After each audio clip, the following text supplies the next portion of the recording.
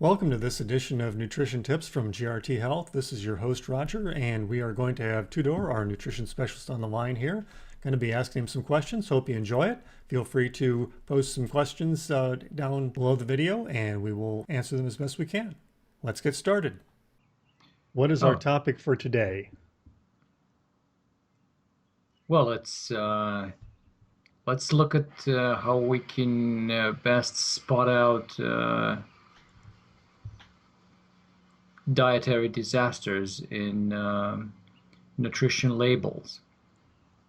What kind of disasters are you talking about? You talking about people thinking they're going to lean down when they're really going to fatten up? Uh, Pretty much, yeah. People thinking they're going to get benefits from a certain product when actually they're not going to get anything. The only thing that they're going to get is get short term. In the short term, they're going to get fat, and in the long run, they're probably banking for some other health disasters. But yeah, basically, it's fake healthy foods. What's the first one you want to tackle? The first one that comes to mind is cereal, actually. I know it's My buddy Simon just wrote about this the other day. He said, you go down the cereal aisle and it's this huge aisle and you think you've got all these choices, but in reality, there's really only about three major companies, all with maybe GMO ingredients, and you got Post and Kellogg's and General Mills, and really that's about it. um, yeah, yeah, and basically they're doing a very good job at advertising how healthy they are. What comes to mind is this commercial that I saw recently.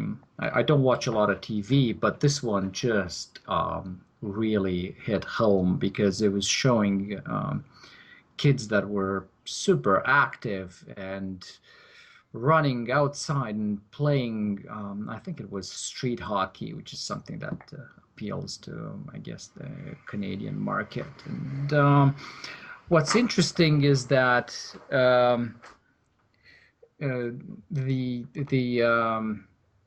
the truth about how cereal makes you feel is pretty much the opposite. So you're going to get a little bit of a sugar high that most kids get, but that's not going to last long, and they crash after that because of that. Without getting overly detailed here, because of the insulin response in the body after that blood sugar spike. Um, So in other words, about halfway through English class, middle of the morning, they're done for. that would do it. Yes, yes.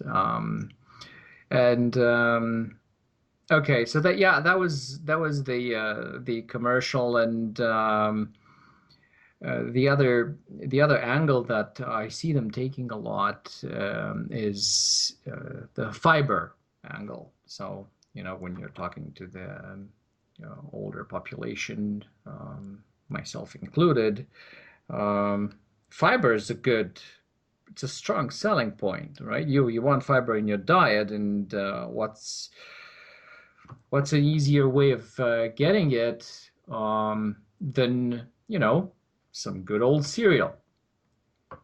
And again, it's I I'm not gonna argue that point. We need fiber, but do we need all the sugar that comes along with that? Because if you just take fiber, like a fiber supplement, or in the good old fashioned form, like, I don't know, kale, for instance. I really did go to the opposite end of the spectrum there in terms of appeal, didn't I? Um, it's not all that tasty, but if you put it in a nice, colorful package and it tastes good, then all of a sudden you've got a product that, even somebody like me who's health conscious, I remember taking it probably 4 years ago. I was still buying cereal and I was, eating it in the morning, thinking it was good for me. And yeah, and I kept wondering how come my body fat isn't going down, even though I'm exercising like super hard. Like at the time, I think I was exercising, I was doing workouts, interval workouts where I was spending 500 up to 1,000 calories within a single workout. And I, I just wasn't making any progress. But yeah, well, we're digressing. Basically, you don't need cereal to get your fiber. That's the point. Well, how about let's take it to an extreme here. How about that Special K cereal? I mean, they've always got the real slender, attractive gal in the commercial, and I've got to say, Special K is not a sugary cereal because that stuff. I mean, in fact, I really can't tell the difference between when I'm eating Special K and when I'm eating the box it came in. Tastes about the Oh, same. oh, is that so? Okay. I think I remember taking it, and let's say even without the sugar, you're still getting a whole bunch of carbs um, that you don't really need. Your body doesn't need all that much carbs to begin with, um, in order to function properly. Like, let's say if you're it's all about context, right? If you're spending a lot of time outside, I don't know, cutting wood, or you're in a job, you move furniture for a living, for instance, um, then it's probably okay. Um, but other than that, there's absolutely no reason to consume all that carbs. And it's a lot of processed foods. If you look at the rest of the ingredients, many of them belong in a science lab and not on the breakfast table. So the answer is still no. Not a great food choice, no matter how healthy they make it look. And don't get me wrong, there's cereal out there that's a little bit more loaded with protein. Kashi makes a couple of versions that have more protein in them, but at the same time, they they're pretty high in sugar as well. So, Let's take a look at the Special K box here. It says rice, and this is right off their website. Rice 42%, whole grains, which is whole wheat and whole grain oat flour 24%, wheat gluten. Okay, there's something a lot of people are going to have a problem with. What's yeah. next on the list? It says sugar. I, Oh, I don't know. You can't taste it. Like I said, you put a little sugar on the box, it tastes the same to me. Then it says it's got some minerals, calcium carbonate. Well, we know what that is, right? Iron, zinc oxide, oat fiber. Now there's our fiber. Salt, barley malt extract, vitamins, niacin, B6, riboflavin, thiamine, folate. And it says again contains gluten. Well, we already saw that. And could contain traces of peanuts or tree nuts. So I guess maybe they're just saying that their processing isn't all that pure. I'm not sure why they have that in there otherwise, right? yeah. I think that's because the machinery that processes that is the same one that they use to process stuff that contains peanuts. So, Hmm. and even though they wash it between production cycles, um, they, they cannot guarantee that there aren't any traces of peanuts there. So I guess they're trying to stay on the safe side of the law there. But yeah, bottom line is there's a whole bunch of stuff that um, it's really hard to tell, like, why it's there. How is it beneficial to the consumer? What good does it do to you? I so if in doubt, throw it out. Yeah. Makes a good filler for the composting bin. I gotta tell you that much. In my opinion. So not everybody agrees with me, but that's just what it is. Um, So what's a good alternative then for somebody who's been eating cereal and doesn't know how to move forward, how to get away from it? oh, just eat vegetables. Um, if you look at the nutrition facts for uh, I don't know.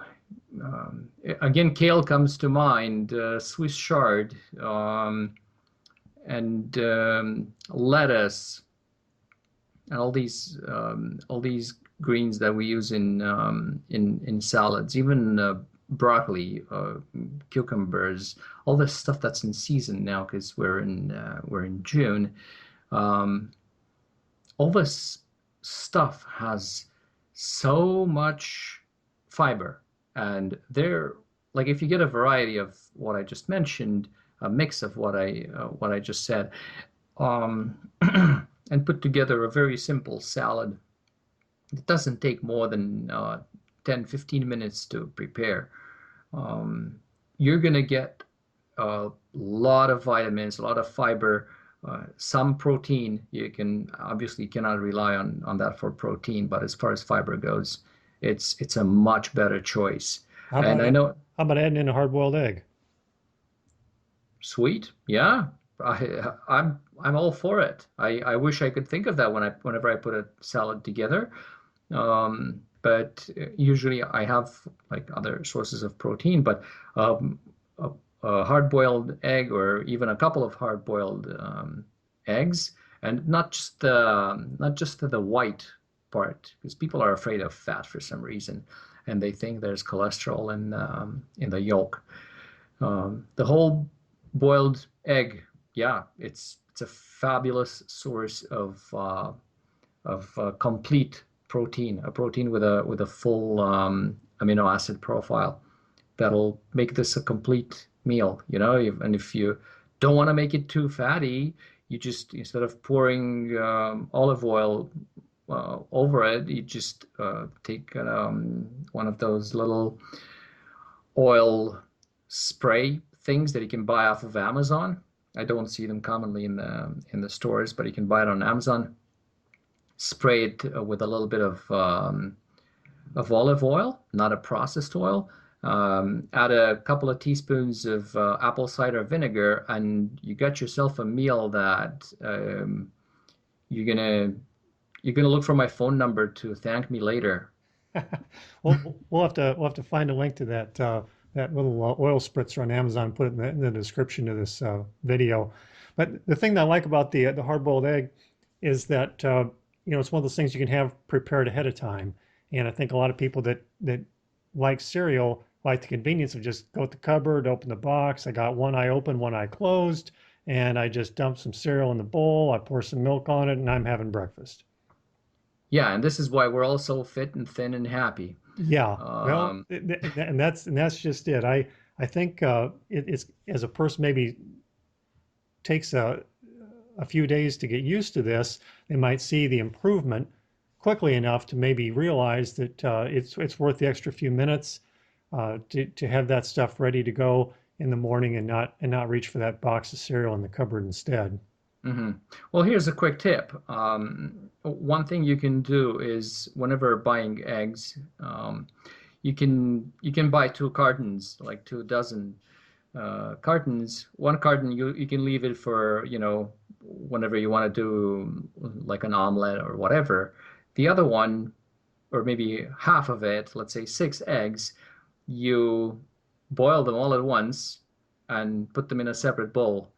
And when you put your salad together, you're going to have 1 or 2 eggs available, already hard boiled, and you just add them to your salad, and there you go. That's a complete meal. Absolutely, absolutely. Yeah, and if you're doing an entire carton of eggs, hard boiled, just grab a black marker and write HB on the carton, so or draw something on it to tell everyone else in the household, like, hey, this is for salads, Well, or well, this is already boiled. or even if you want to be a little bit more prepared for that in the morning, you can go ahead and have them already, uh, have the eggshell off of it and just put them in a little Tupperware or something. And that way there's one less thing to do in the morning too, and you won't get them mixed up with your other ones. Yeah, there you go. And this is good practice for anything that you cook, plan it ahead of time. And this way you're not going to have to resort to garbage food if it's available in the house. It shouldn't be available in the first place, but um, if you have all these meals, including your breakfast, prepared ahead of time, then it's going to make it that much easier to make the right choice in the morning. And another thing is, going back to the cereal, you don't really need that amount of carbs in the morning. In the morning, your body's kind of coming off of a fast. Um, it's in fat burning mode. The last thing you want to do is give it carbs. Um, you just want to give it a little bit of carbs, a small amount, definitely less than what's in a cereal, and your salad will do exactly that. And protein and some healthy fat. And guess what? Your body's going to continue doing. It's going to keep burning fat for energy for that first part of the day. And I think that's when a lot of people have trouble getting going. They keep reaching for that coffee and they just try to go for those stimulants to try to somehow make it through. And in the meantime, their body's just kind of languishing and they're losing an opportunity to burn away that fat. Hmm. Yeah, yeah, exactly. And if your coffee comes unsweetened, and we're not going to go to get into the whole bulletproof coffee and whatnot, because that's a whole nother story. But there's nothing wrong with an unsweetened coffee. It's actually proven to increase metabolism. But yeah, once you put the wrong things in it, like 2 teaspoons of sugar, then you definitely it's probably better to just stay away from it. If you don't like it unsweetened, don't have it at all. It, it's it's hard to get off it, but it's not impossible, and you can always replace it with green tea. Yeah, yeah, no doubt. All right, so next time let's talk about how to spot the best nutrition labels, and how to find, not only in dietary disasters, but some dietary treasures when it comes to using nutrition labels for that. Well, that sounds great. I think we'll put a link in the description of the video here where somebody can contact us to get a hold of an ebook that we've got available about some breakfast ideas. You want to give just a quick plug for that? Okay, yeah. So basically, we have a quick guide that expands on the biggest breakfast mistake that probably I would say the majority of people are making, how to spot it out, and how to put together an ideal breakfast that'll set you up for a great morning when you feel energized and you don't feel like you need to open the fridge an hour later to look for snacks. Um, and it's actually the kind of breakfast that we suggest there. Um, it's also scientifically proven to result in decreased cravings as late as in the evening, when many of us reach for, chips and trail mix and all that other good stuff that's good to eat while watching TV. By good, I cannot put the quotation marks in. You're doing air quotes here, right? Yes, that's what I'm doing. So yeah, it's a very concise, but value loaded resource. And yeah, you can get it off our site. Yeah, it normally sells for $27, but we'll figure out a way that they can get it for free. Definitely. Definitely. Okay. Well, that's all for this session. We'll look forward to that next one. Sounds good. We'll talk to you later.